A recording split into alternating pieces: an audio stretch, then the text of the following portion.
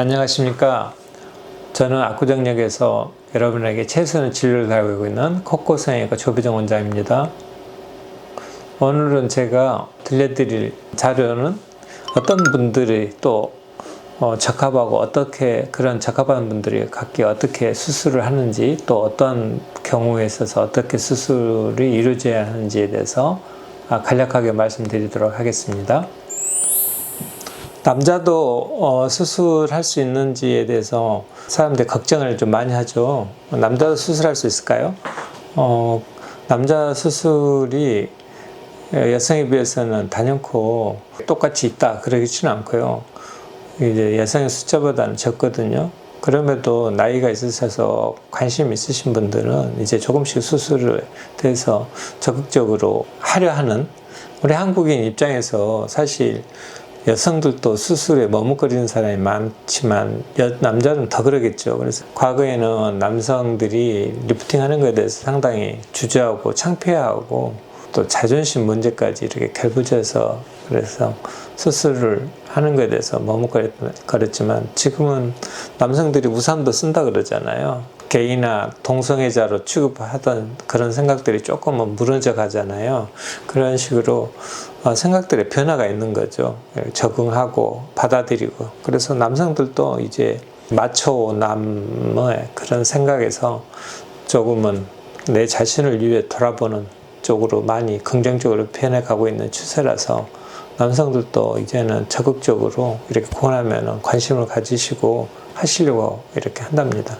남성 수술에서 그러면 조금 더 말하면 가장 문제되는 것은 지금 이렇게 사진에 보듯이 이렇게 짧게 머리를 깎았을 때 이제 문제가 되는 거예요. 그래서 머릿속으로 이렇게 들어가서 수술해서 오히려 보이는 것보다 차라리 머리 앞쪽, 머리 경계선 쪽으로 해서 서로 두 개가 경계 부위니까 우리가 언뜻 눈에 띄기 쉽지 않거든요. 그래서 여성들은 머릿속으로 이렇게 쉽게 하지만 머발이 빠짐으로써 표시가 나는 경우가 간혹 있어서, 그래서 경계 쪽으로 하신다고 한다면은 표시가 나지 않기 때문에, 그래서 거기에 대해서는 상당히 우호적으로 생각하고 계시는 것 같습니다. 그래서 잘 보이지 않습니다. 남성들도 경계선으로 이렇게 수술하셨을 때 어떤 사람들이 주로 수술을 받느냐 했을 때, 물론 단연코 주름이 많고, 그러니까 나이가 드신 분이 그렇지 않고 젊으신데, 우리 유튜브 많이 찍잖아요. 그래서 카메라 앞에서 내가 세야 하는데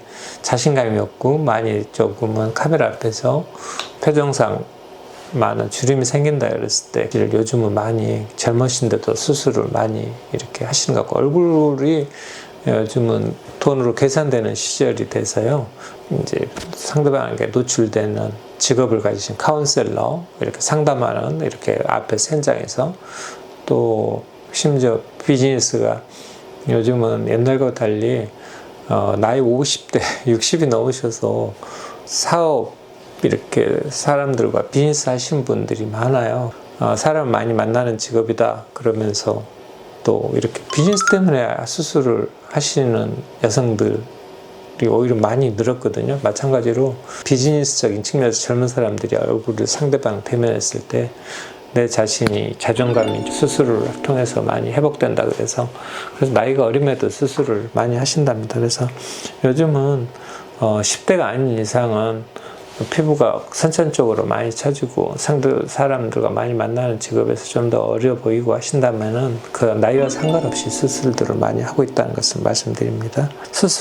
시술 같은 것을 많이 했을 때 이제 수술하는 사람에 대해서 좀 이야기를 하자면, 시술이란 여러 가지가 있는데 수술에 악영향을 미치는 시술에 대해서 조금 말씀드리면, 울세라 같은 초음파 장비인데, 울세라, 그 다음에 시링크, 또 이런 여러 가지 초음파 장비들, 피부의 진피층에 가까이 있는 층에 혈관층이 있어요. 잔혈관층. 그걸 파괴를 시켜서, 그래서 조금은 혈액순환을 좀 차단해서 그게 담배 피는 사람과 같은 효과를 내거든요.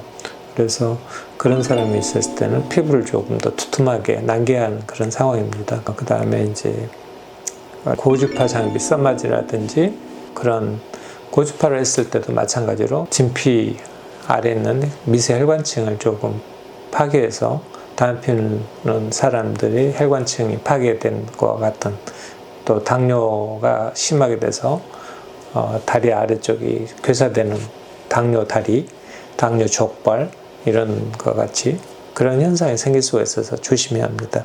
그렇지 않고 간단한 실리프팅 이런 경우 또 지방 흡입 이런 경우가 조금은 영향을 미칠 수 있고요. 수술하는 데 있어서 이제 경험이 있으면 상관이 없지만 경험이 적을 때는 수술에 있어서 약간의 걸림돌이 될 수 있겠죠. 마른 얼굴도 수술을 해요.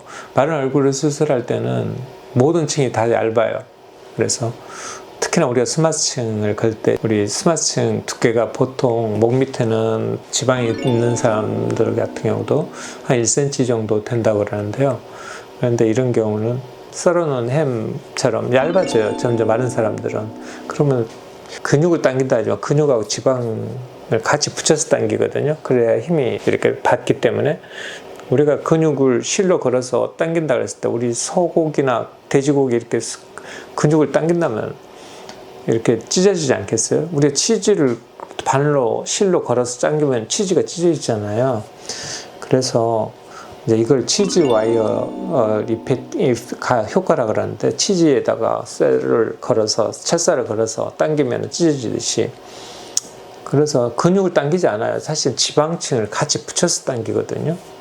그렇게 해서 두께를 얻어서 이렇게 당기는 거예요.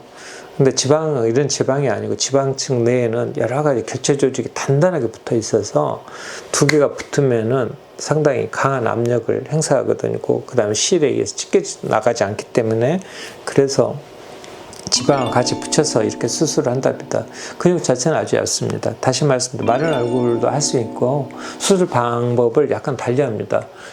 이제 조심하게 해야죠. 그 다음에 지방층이 많이 붙지 않기 때문에 당기는 힘도 너무 세게 당길 수가 없으니까 수술 방법을 뒷플랜에서 약간 덜 하거나 아니면은 많은 거 플리케이션이라서 이런 그 방법으로 이렇게 수술을 한답니다. 지방이 많은 얼굴에서는 지방이 많잖아요. 그러면 지방 흡입을 어느 정도 하고요. 지방이 많다고 해서 수술이 안 되는 게 아니고요. 지방 흡입을 같이 동시에 하면서 속을 당기기 때문에 지방이 많은 사람이 마른 사람처럼 딱 되는 건 아닙니다. 여러분들이 아시는 지방은 피부만 있는 게 아니에요. 피부 밑에 근육 밑에 지방층이 또 있는데 그런 것들이 전체적으로 다 두툼하게 있는 거거든요. 그래서 어느 정도 두께는 남아 있습니다. 그렇지만은 우리가 이제 턱 밑이 없어지잖아요. 이런 턱 밑이 생기는 거겠죠. 턱이 작은 사람, 턱이 약한 사람도 있어요. 그걸 너무 심하게 따면 왜소하다 그러죠.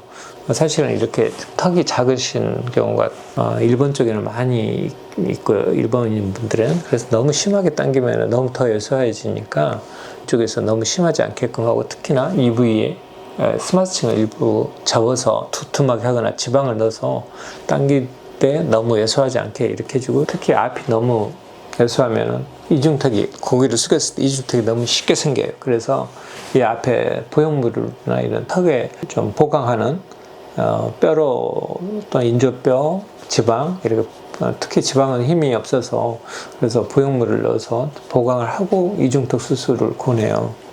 앞턱 수술이나 양악 수술 또는 사각턱 수술을 했을 때 근육 골막이 찢어지면서 근육이나 지방층이 흘러내려요. 사실은 실제로는요. 그래서 많이 이중턱을 자주 생기는 것을 목격할 수 있거든요. 여러분 사각턱 수술하고 해서 이중턱 잘 생긴답니다. 사실은 고개를 숙였을 때 쉽게 생기거든요. 사각턱이 없어서 그럴 수도 있지만 이제 골막이 상당히 많이 벌어져요. 골막과 골막 연결이 안 되거든요. 그러면 골막에 붙어있던 근육층이나 근막층도 같이 떨어져 내려오기 때문에 그래서 사실은 느슨해지거든요. 그러면 이중턱 자연히 생기는 것은 당연한 거고요. 그런 사람들은 이제 오히려 더 젊었더라도 일찍 이렇게 수술을 하시는 게 좋겠죠. 이제 광대를 수술하고 나서 찾았을 때는 광대 쪽에 위쪽까지 같이 이제 실로 하는 방법이 있고요.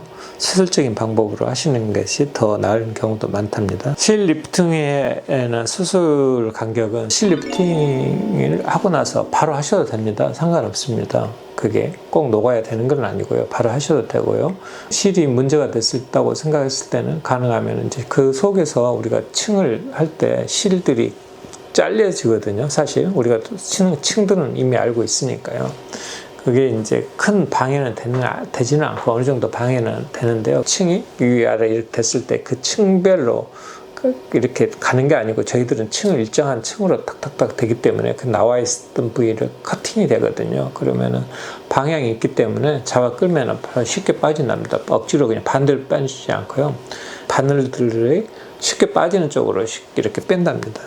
그렇지 않으면은 이제 한 3개월 지나면은 한 2개월 정도 지나도 침 역할이 거의 없어져요. 그래서 쉽게 빠지거든요. 그래서 2, 3개월이면은 그거에 대해서 상관이 없고요.